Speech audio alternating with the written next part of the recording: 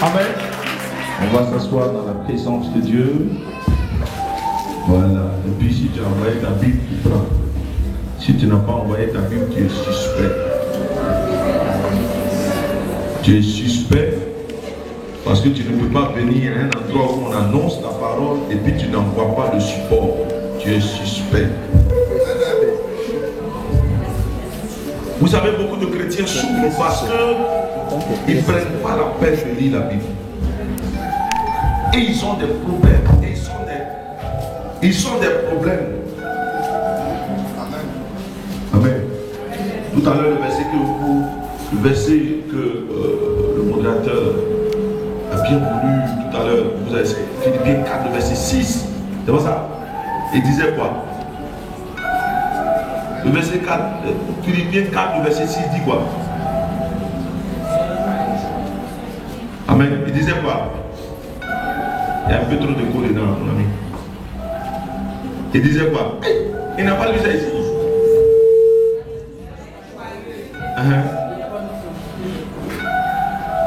Folie. Folie. Soyez toujours dans le Seigneur. Je le répète. Soyez joyeux en tout temps. Que tous vous trouvent accueillants. Alléluia. Le verset 7. Alors la paix de Dieu, que rien n'arrête, viendra garder vos cœurs et vos esprits dans le Christ Jésus. Tu vas recommencer le verset 6. Que rien ne vous tienne préoccupé. Verset 6. Ouais. Que rien ne vous tienne préoccupé.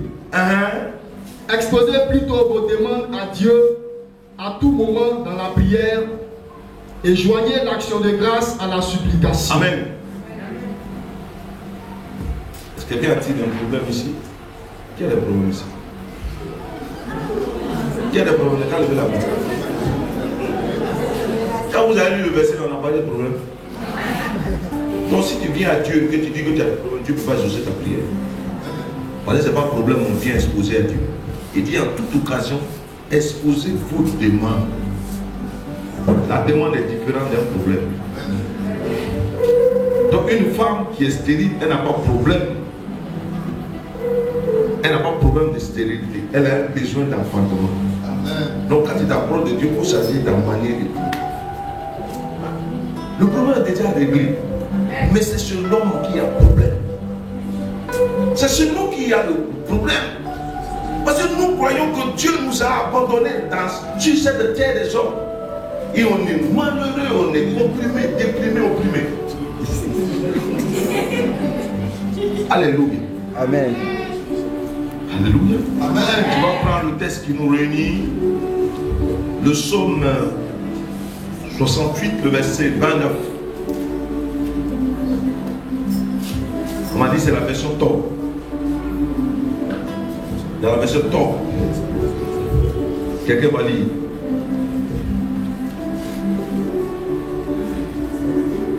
Ton Dieu ordonne que tu sois puissant. Ton Dieu ordonne que tu sois puissant. Dans d'autres versions, il dira ton Dieu a décidé que tu sois puissant. Ton Dieu a décidé que tu sois puissant. Dans ta version, il dit quoi? Oh Dieu, commande selon ta puissance. Cette puissance qui a fait tant de choses. Bon, ça va bien. Toi-même, quand tu lis là, tu as compris quoi dedans?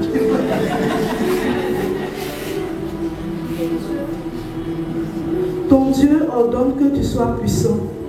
Affermis, ô Dieu, ce que tu as fait pour nous. Alléluia. Ton Dieu ordonne que tu sois puissant. La version française pour en dire quoi? Mon Dieu donne un ordre à la mesure de ta force.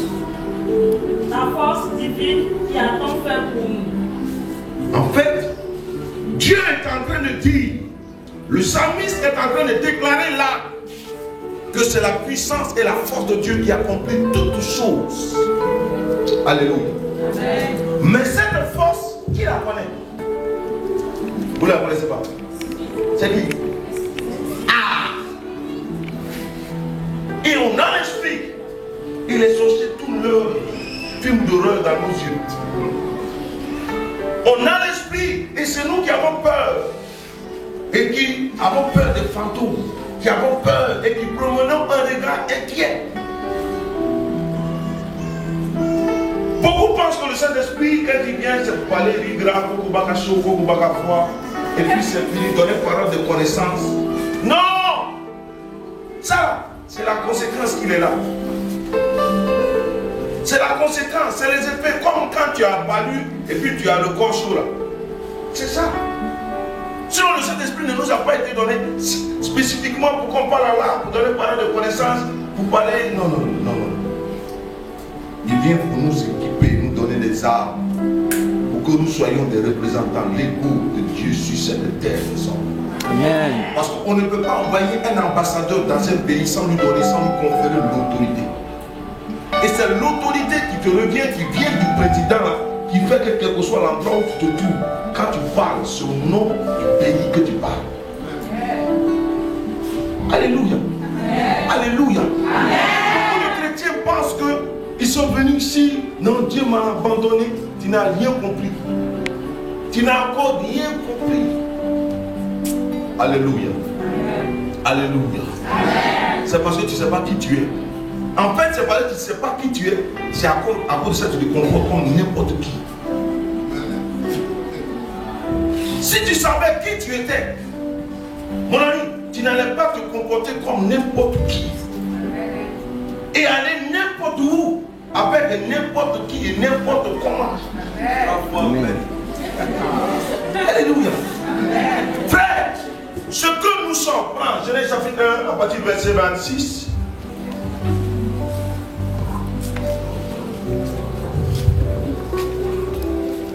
C'est pourquoi j'ai dit il faut que vous preniez la parole de Dieu. Puis Dieu dit, faisons l'homme à notre image, selon notre ressemblance.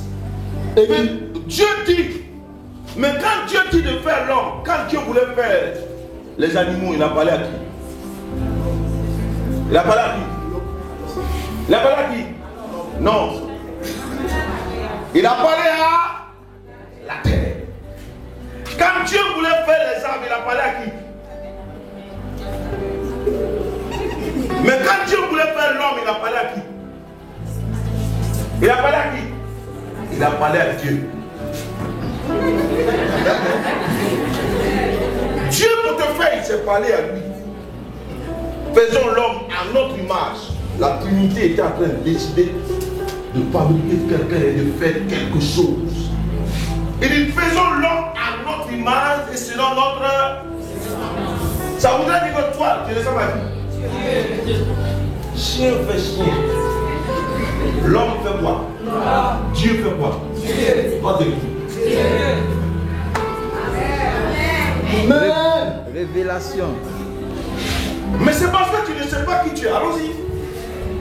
Et qu'il domine sur les poissons de la Qui mer. fasse quoi? Qui fasse quoi? Il y a des gens qui ont pour totem poisson. On te dit que tu dois dominer. Et ces poissons-là qui dominent chez toi, c'est devenu ton Dieu. Le monde en avait. Voilà là où tout vient le problème de l'homme. Avoir décidé de regarder à la nature et de regarder à tout ce que Dieu a mis autour de nous. Dieu a créé l'arbre pour qu'on puisse prendre, pour faire le favor, pour se nourrir. Dieu a fait l'eau pour que l'homme puisse boire, les animaux pour que l'homme puisse manger. Et nous, on dit que c'est notre Dieu. Quelqu'un qui s'en a adoré t'a noué. Toi, tu es au-dessus de l'eau. Et puis tu demandes t'incliner en bas de l'eau pour dire l'eau, tu es mon chef.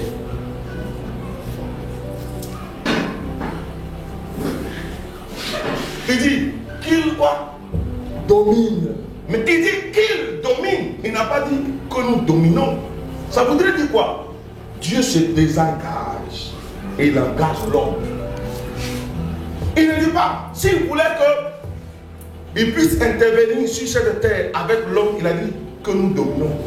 Mais qui dit, et qu'il domine. Dieu crée tout ça pour que nous soyons les maîtres.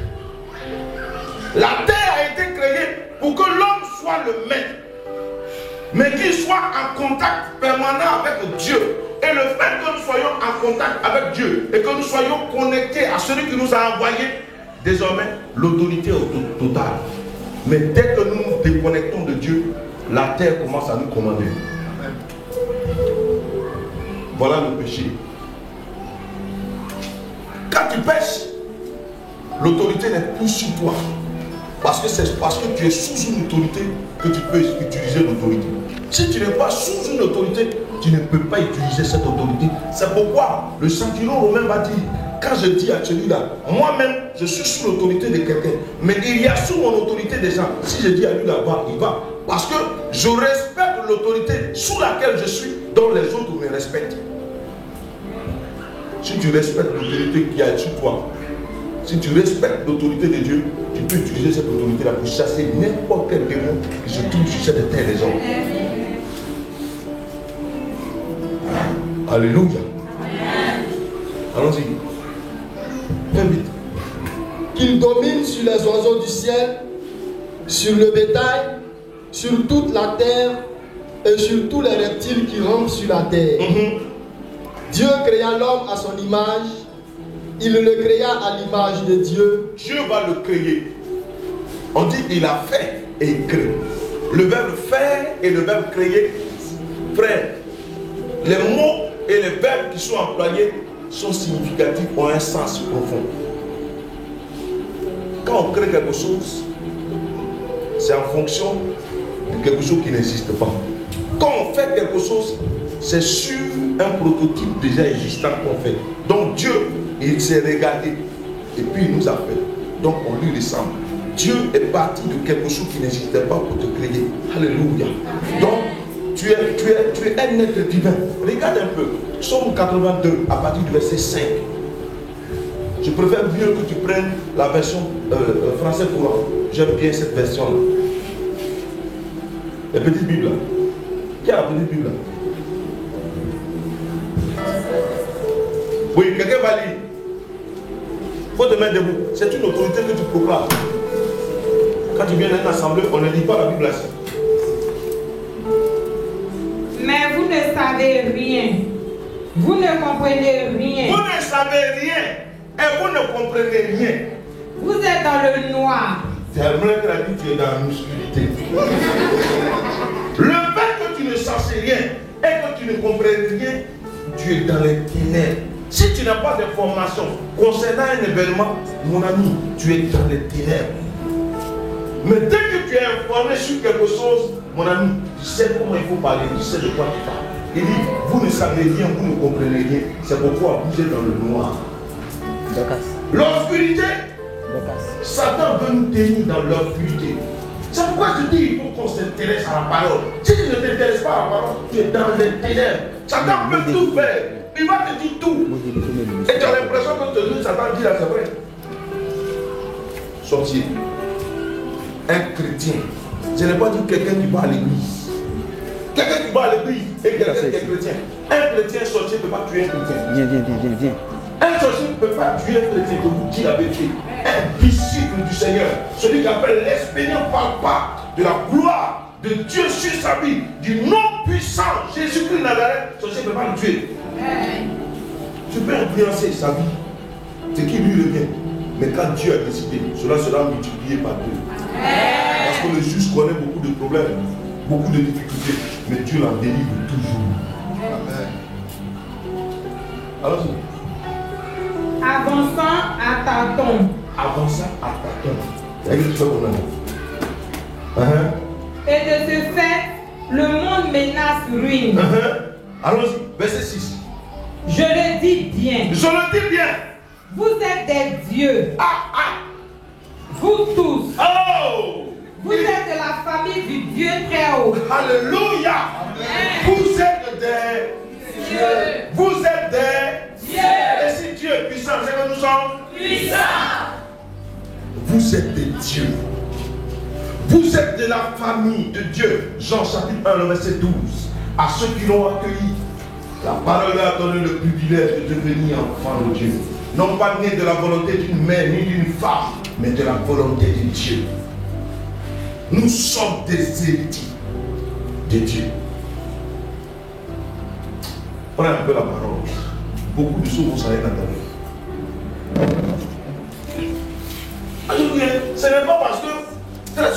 vous prêche l'évangile, ils vous font croire que quand on prêche l'évangile et qu'on est serviteur de Dieu, on ne connaît pas les difficultés. Mais dans la difficulté, Dieu va vous manifester. C'est-à-dire quand tu traverses une épreuve, il y a un miracle qui t'attend. Alléluia. Il y a un témoignage qui s'annonce. Et parce qu'un témoignage s'annonce, reste tranquille. Je devais déménager récemment. Je devais déménager et à Niamey là-bas. Et donc, je donne le témoignage rapidement. Et puis, le monsieur devait me donner sa maison. Et puis, bon, mais depuis septembre, il dit, il va me donner la maison. Mais comme il a entendu dire que ma belle dit non, que c'est un prédicateur, c'est un pasteur, que lui ne veut pas compris dans sa maison. C'est un musulman. Il est parti faire campagne pour être maire, il a échoué. J'ai dit à ma femme, c'est tout ça, parce qu'il ne veut pas me donner sa maison. Septembre jusqu'en juin, ma femme a commencé à dire, oh, les femmes, c'est vrai, elles sont chrétiennes, mais quand elles coincent, elle dit, elle va aller déconner sur le monsieur. J'ai dit, reste tranquille, c'est sa maison. Elle dit, non, si c'est comme ça, on va aller à Abidjan. J'ai dit, je ne vais pas à Abidjan. Dieu ne m'a pas encore dit d'aller à Abidjan. Quand Dieu m'a dit d'aller à Abidjan, je partirai à Abidjan. Elle dit, mais à Niamey, ici, au quartier, ici. Et je dis, je ne sors pas de mon quartier, c'est dans le même quartier, je vais avoir maison. Je ne vais pas y aller. Elle dit, mais ici, là, quand quelqu'un déménage, quelqu'un d'autre prend. Elle dit, à cause de moi, quelqu'un va déménager, je prends la maison. Ma femme a donc eu une maison, elle dit, hey, cette maison-là, ça me plaît tellement. J'ai dit, est-ce que ça te plaît? Tu veux rentrer là? Elle dit, oui. Il dit, bon, alors on va visiter. Quand j'ai mis mon pied, il dit, la plante de ça veut dire que le territoire, le terrain que foule la plante de votre pied, ce territoire vous appartient. Quand j'ai marqué, j'ai dit, cette maison, je la marque du sceau et je marque là, c'est mon territoire. Quand j'ai rencontré le monsieur dit, non, la maison là même, j'ai déjà donné ça à des jeunes. Hein. Mais là, je vais les appeler tout de suite pour leur dire que je leur donne plus la maison. Je vais vous la donner. En une semaine, c'est le monsieur qui court derrière moi. Mais tu ne viens pas prendre ma maison. En partant, il m'a laissé antenne parabolique, décodeur, climatiseur des chambre, climatiseur du salon, il m'a donné un salon, tout ça. Il dit à ma femme, le monsieur là, c'est lui là, il fallait mettre climatiseur, il fallait envoyer décodeur, il fallait envoyer parabolique. Dieu était en train de préparer le monsieur. Je veux vous dire, restez tranquille. Dieu prépare un avenir de gloire. Amen. Quand tu traverses des épreuves, c'est que la gloire qui vient t'élit. Saint Paul dit, la souffrance que tu traverses, la souffrance actuelle n'est rien devant la gloire qui nous attend. Tu es servi Dieu parce qu'on t'a vu parler, parce qu'on t'humilie, parce que tes parents t'abandonnent, dit que parce que tu as choisi de servir le Seigneur, nous on s'en fout, on ne paye plus ses études. C'est pas grave. C'est pas grave. Dieu est en train de préparer quelque chose. Quand moi j'ai décidé de servir Dieu, qu'est-ce que mon grand frère m'a dit? Que je suis un fainéant parce que je n'ai pas envie de faire. Il dit, mais à l'église catholique, tu dis que tu vas plus à l'école. À Boba Djamé, c'est nous, on a ouvert. Ouais. Les premiers étudiants d'Abouba Djamé, c'est nous. Sciences de la nature et de l'environnement, 93. J'ai eu mon bac en 93. Donc si je devais aller là, j'étais déjà agrégé. Ça fait quand même 20 ans. Alléluia. Alléluia. Mais je lui ai dit, c'est ce que Dieu met dans mon cœur. Et je me suis engagé. Récemment, il s'est levé et m'a dit, ah, tu as choisi la meilleure part. Parce que depuis que tu es rentré dedans, je vois que ça va bien. Ouais, aussi. Mais si tu restes toujours maigre, c'est pas bon. On va dire que, non, on va dire que, non, on va dire que ça va pas. On jeûne, mais on ne peut plus. On ne peut plus maigrir. Le jeûne même fait grossir maintenant. Parce que l'organisme est habitué.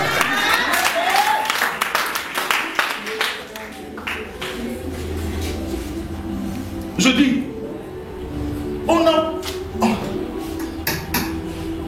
Vous savez, trop longtemps, nous les chrétiens, on a pensé que, bon... Le pape Jean-Paul II disait... Aujourd'hui, Dieu n'a pas besoin de chrétiens, il a besoin de témoins. Mais un témoin, c'est celui qui impacte son milieu de vie. Mais tu ne peux pas impacter le milieu de vie, dans lequel tu te trouves, sans que tu ne sois revêtu de la puissance. Non, mon ami, je suis désolé. Je suis désolé. Les gens nous disent oui, on a fait ceci, on a fait cela. Mon ami, la puissance de Dieu, et nous l'avons. Parce que dans nos milieux de vie, il y a tellement de choses. L'évangile s'est établi parce qu'il y a eu une puissance. 1 Corinthiens 2, le verset 4. Paul va dire, mon évangile ne consiste pas en un appel de parole, mais une appel de démonstration de puissance et d'esprit. C'est pourquoi Jésus lui-même, avant de monter, il va dire, en Luc 24, il dit, ne sortez pas de Jérusalem.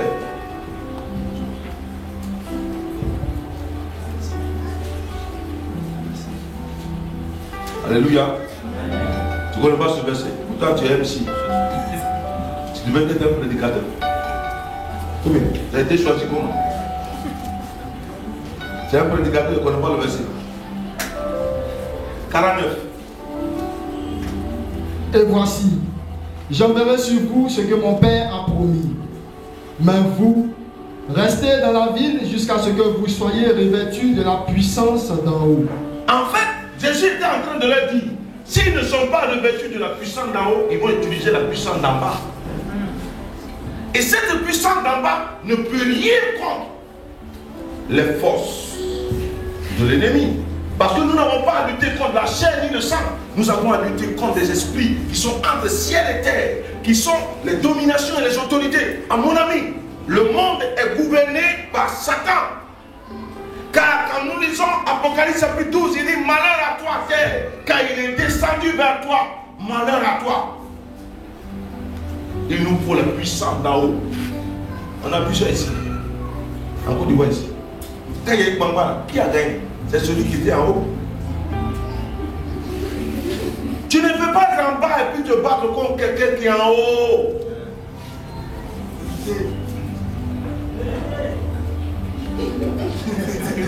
Alléluia. Tu ne peux pas aller plus vite que quelqu'un qui est à pied si ce n'est pas la puissance de l'esprit. C'est pourquoi Élie a couru plus vite que les talons du roi. Or, l'onction perdue court vite. On dirait des animaux. C'est l'onction seule, la puissance seule qui peut faire ça. Dieu veut que tu sois puissant. Il dit, ne quittez pas. Ne sortez pas. Parce que si vous sortez que vous voulez faire, vous allez faire comme le dit Zacharie chapitre 4 verset 6. Ce n'est ni par votre bonne volonté, ni par votre propre force, mais c'est par mon esprit. Si c'est l'esprit seul qui te conduit, la force qui vient d'en haut, elle va te propulser et catapulter dans les dimensions surnaturelles. Alléluia. L'esprit seul est capable de faire de l'homme naturel un homme d'exception. Parce que Dieu n'a pas besoin des hommes extraordinaires. Il prend des hommes ordinaires pour faire des actes et poser des actes extraordinaires. Ce n'est pas des extraterrestres que Dieu utilise. C'est des hommes simples comme nous, comme toi et moi. Mais qui au travers d'eux, il va faire des choses que personne n'a jamais vues.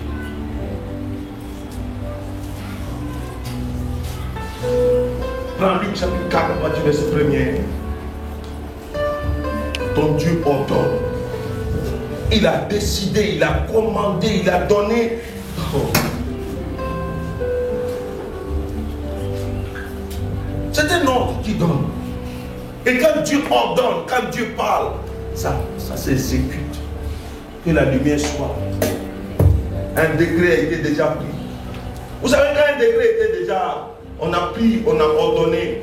Quand le président a ordonné et qu'il a signé, c'est devenu comme loi. Désormais, elle doit être appliquée. Donc quand tu connais, un jour je sortais d'Agnaman pendant la crise là, et j'arrive à une autre, et puis on m'arrête. On dit les pièces, contrôle d'identité. Alléluia. Alléluia. Je sors ma pièce, elle est périmée, mais je la donne. Il dit, c'est périmé. Je dis non, tu n'as pas demandé si c'est périmé ou pas périmé. Tu dis contrôle d'identité. Il y a mon identité sur la pièce. Il m'a donné ma pièce, il ne m'a pas arrêté. Parce qu'il sait que je sais. Alléluia. Tu ne connais pas la loi de ton pays, n'importe qui peut te manipuler. Mais quand tu connais le droit et que tu connais la loi, mon ami, tu passes, personne ne peut t'arrêter. Mais on est dans un royaume dont on ne maîtrise pas les lois. Et le nom pas qui se lève, arrête-toi, et puis tu t'arrêtes. Des pièces qui tremblent. Tiens, pardon. On t'a encore rien demandé, tu demandes chef. Alléluia. Alléluia. C'est ça. Tu ne sais même pas qui tu es. Donc quand Satan vient te dire, hey, tu peux, oh, on est foutu. Seigneur, tu vas faire comment? Sauve-nous. Maintenant quand les gens sont là, quand ma vie, toi, tu pleures. Fais quelque chose dans ma vie. Quelque chose a été déjà fait dans ta vie. C'est à cause de ça, je n'aime pas bien quand dit que les gens chantent. C'est vrai, bon, ça a peut-être son sens. Dieu va changer mon statut. Depuis Golgotha, ton statut a changé. Où est-ce que ça a changé? Il a déjà changé. À toi de rentrer dedans. C'est un processus dans lequel tu dois t'engager dans le processus. Alléluia. Ouais. Il a payé le prix ou bien il n'a pas payé? Il a payé ou bien il n'a pas payé? Et s'il a payé, qui va venir nous dire encore qu'on nous doit? Ton grand frère a payé le crédit. Et le crédit, ce n'est pas à 100 ans que Jésus a payé le crédit. C'est à Dieu. Désormais, Dieu ne te voit plus en tant que pécheur, mais il te voit, il voit l'image du Christ. Et parce qu'il voit l'image du Christ, il te dit, laissez-le passer. Mais toi, toujours, non, sale comme ça. Ça, c'est la catéchèse du diable. De te culpabiliser pour te faire croire que jamais tu ne pourras t'approcher. Désormais, nous pouvons nous approcher du trône de la grâce. Amen. Parce que dans le sanctuaire, il y avait un trône qui portait 4 cornes. Si on poursuit quelqu'un qui est coupable, qui rentre dans le palais, qui rentre dans le temple et qui l'attrape, cette corne, tu n'as pas le droit de le tuer. Parce qu'il a touché, on appelait ça le trône de la grâce. Quand il a attrapé, tant qu'il a les cornes, tant qu'il est collé au trône de la grâce, tu n'as pas le droit de le toucher, même quand il est coupable. C'est-à-dire, quand il sort de là et qu'il va ailleurs, tu peux le tuer. Mais comme il est touché à ça, non, tu ne peux pas. Le trône de la grâce n'était rien d'autre que le sacrifice merveilleux de Jésus-Christ. Ce que tu as fait hier, si tu l'as confessé et que tu t'es repenti et que tu t'es donné véritablement au Seigneur, Satan n'a plus le droit d'aller encore jusqu'au passé de te culpabiliser et de te condamner. Jamais. C'est même pas le diable, c'est ta pensée qui est en train de te matraquer. Sinon, regardez Paul. Est-ce que nulle part, un des apôtres a critiqué Paul pour dire que oui, il a attrapé les gens pour les faire emprisonner? Nulle part on a vu dans l'histoire de Pierre, un des 12 lui dit, c'est pas toi qui as régné Jésus. Lui-même, cette partie de sa vie devient un témoignage qui le rapproche davantage de Dieu et qui lui donne d'être toute sa vie reconnaissant. En fait, moi aujourd'hui, je suis reconnaissant et je donne ma vie au Seigneur parce que je sais où il est allé me chercher. Et quand je vois que là où j'étais, s'il n'était pas allé me chercher, je n'allais jamais me trouver en face de vous, je me dis, toute ma vie, il faut que je la donne au Seigneur. C'est ça qui fait qu'on se met au service de Dieu. On ne se met pas au service de Dieu parce que je cherche à être béni, à avoir une grosse voiture. Non, non. La voiture, c'est une nécessité. Parce qu'à un certain moment, là, quand je pars d'ici à 14 h, je vais pressé quelque part. Amen. Quand je finis à 18 h, je dois rentrer à Niamey. Amen. Mais ça devient une nécessité. Ce n'est même pas le sujet de béni. Ce n'est pas parce que je suis béni. Il y a des gens qui ne sont pas bénis, mais nos voitures. Donc un homme de Dieu qui vient et te dit que ouais, parce que la voiture est bénie, c'est pas vrai. C'est même pas vrai. C'est pas porter veste qui dit qu'on est béni.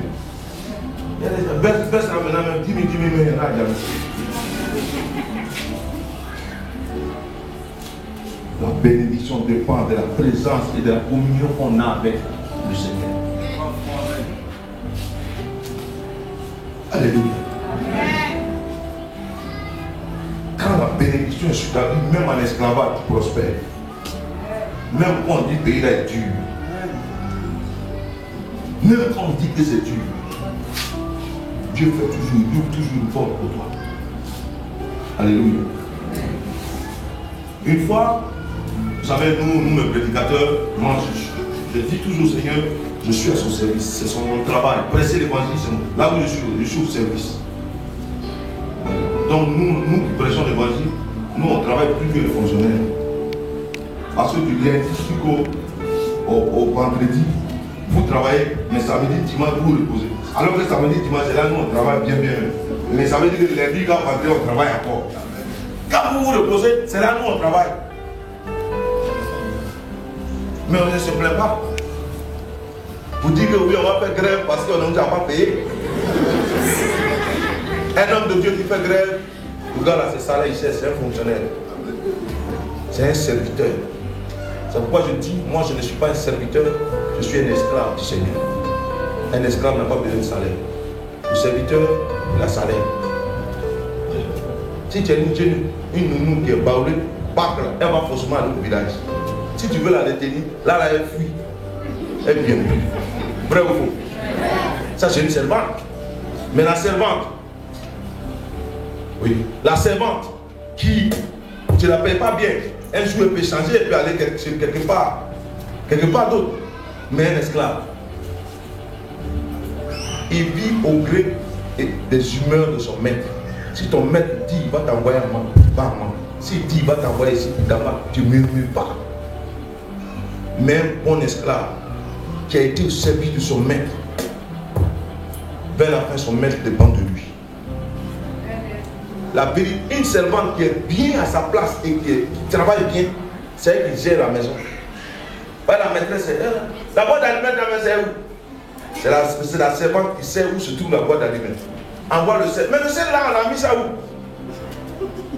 Bravo. Parce qu'elle est contente de faire ce qu'elle a dans de faire. Partout où tu passes. Elle dit, hey, cette fille, elle était avec nous, en tout cas, elle était bien d'être. Si ce n'est pas mariage, tu ne peux pas t'en séparer. Désormais, tu dépends d'elle. Quand tu sors, c'est elle qui élève tes enfants. Alléluia. Amen. Mais pourquoi nous, on ne peut pas faire ça avec Dieu? Parce qu'une servante qui est aussi docile à son maître, le maître lui confie certaines responsabilités et lui confère de l'autorité. C'est la puissance. En tout cas, si quelqu'un vient ici que je ne suis pas là, ne le laisse pas entrer. C'est pas l'autorité que tu viens de donner à la servante. C'est la puissance. Elle agit comme elle était la maîtresse de la maison. Parce que tu viens de lui donner l'autorité. Tellement elle est respectueuse, tellement il est respectueux. Désormais, il commence à devenir et à faire partie de la famille. Qui veut faire partie de la famille de Dieu? Mais tu fais partie déjà de la famille. Mais il y a les enfants et il y a le fils. Il y a les enfants et il y a le fils.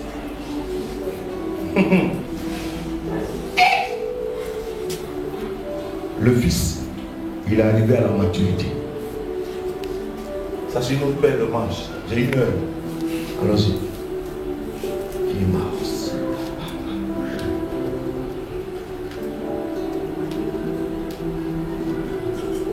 Luc 4, le verset 1. Luc 4, le verset 1.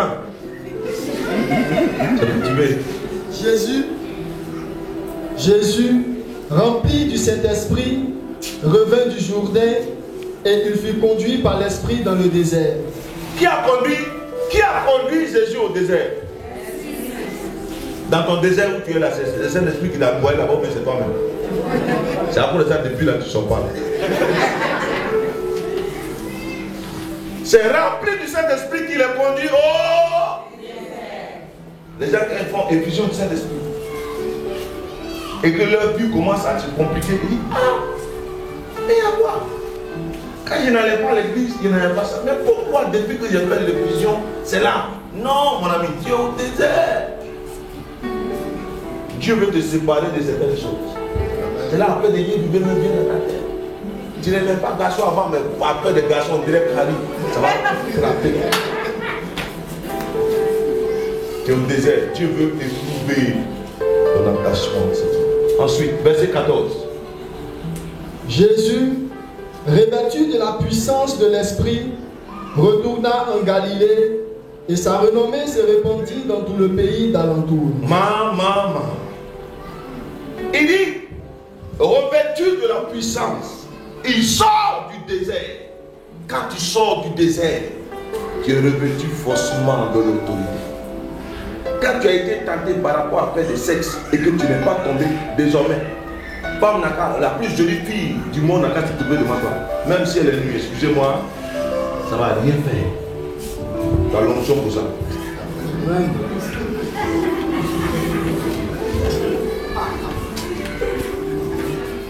Non, frère.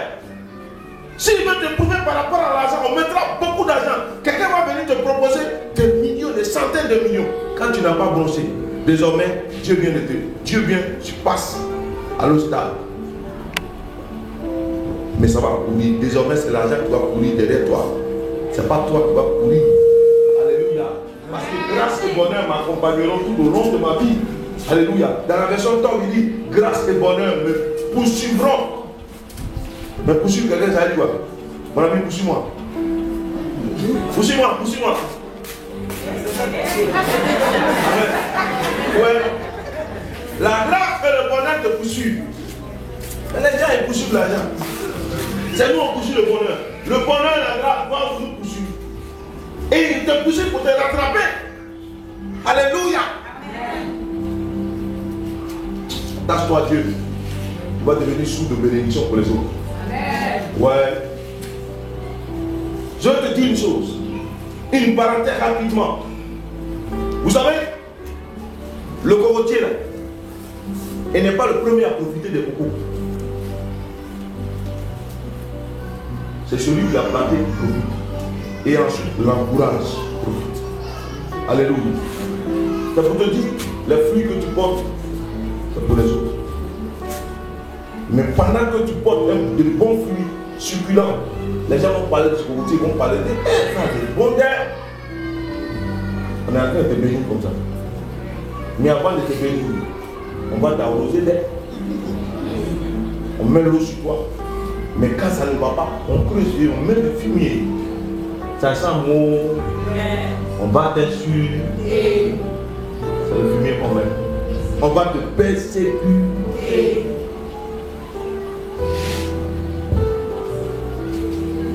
Depuis que j'ai dit moi-même, dans moi avant, non. C'est pas pareil pour aller pour venir à la pierre. Mais depuis que j'ai dit que je veux marcher avec toi, tu es en train de murmurer.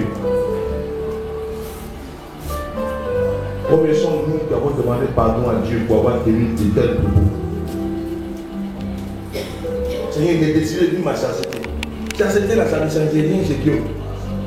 C'est pour ton propre bien. Parce que si à la fin du mois ça ne vient pas, tu n'es pas inquiet. Parce que si tu appelles que ça ne vient pas à la fin du mois, tu vas appeler Dani, c'est pas venu.